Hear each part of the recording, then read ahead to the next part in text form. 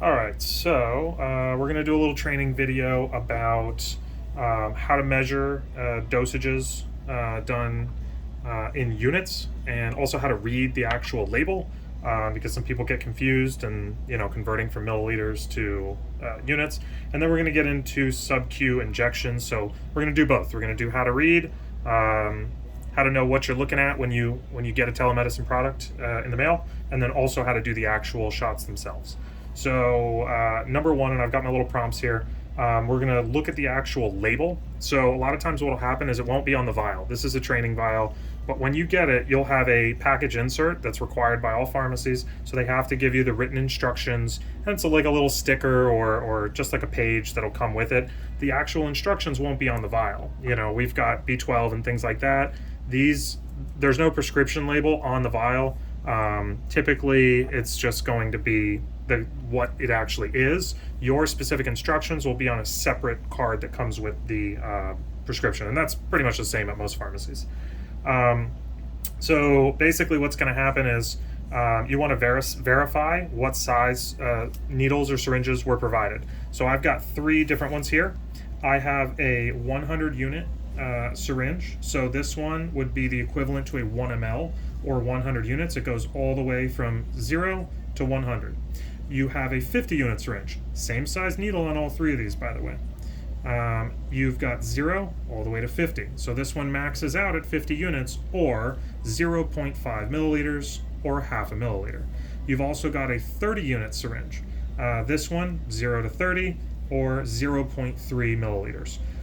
All 3 of them are 31 gauge 5/16 inch needles, so that is like the size of the needle and also the diameter, so how thick it is. So they're all like your basic insulin needle, but they all contain different amounts of fluid. So if somebody said, I take 1 full syringe, how big is your syringe? Is it a 30, is it a 50, or is it a 100? So just common questions, stuff like, little things that we get feedback from patients. So once we verify what kind of syringe we've got, we want to verify that our dosage on our prescription label is written in units. If it is, then you just match it to the numbers on here. If you're supposed to be taking 25 units of something, you would go on a 100 unit syringe, you would go right in between the 20 and 30 to the line that splits the 2. If you're on a 50, it's a little bit easier because the number 25 is outlined. It's listed right there. And on a 30, it's quite easy because they go in 5s. You would go to the number 25 as well. So pretty simple. If the prescription label, and some pharmacies do this, they will write it in milliliters. So it will say, for example, it'll say administer 0.25 ml, right? That just means 25 units. So sometimes you have to do a very basic conversion here. If you're not sure, contact your provider. Don't inject something before. If you're not sure about any part of this process or you're confused, call them. Their number is on your prescription label. This is just for general, information. Okay, so we figured out how to read everything. Now we want to move on to the SubQ injections, the actual injection portion of this. So what I have here is I have my training vial. I've loaded it with some pink liquid, that way just for training purposes. YouTube is a little bit weird about showing skin and doing actual injections, so we're going to inject into my little squeezy ball here just for example's sake. Then I've got my alcohol pad and my needle. So we're going to choose, I'm going to use the 50 unit just for example's sake. These typically will come prepackaged or in a bag of 10, depending on what the brand is. They should always have a safety cap on the front and the back. These are single use only, and that's pretty much with all of them. And these typically, the needle is already attached to the syringe, so it's not usually going to come as 2 parts. This is your typical insulin supply.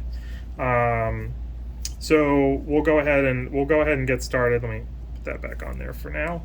So step 1, you want to clean the top of the vial. Don't assume that it's clean.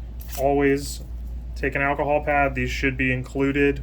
And we're just going to wipe the top of the vial down real good with some alcohol. And this kills any bacteria that may have landed on there during storage. Give that 10 to 20 seconds to dry. During this time, you can wipe down the area of skin you've selected. and we'll put up a graphic that has the different injection sites.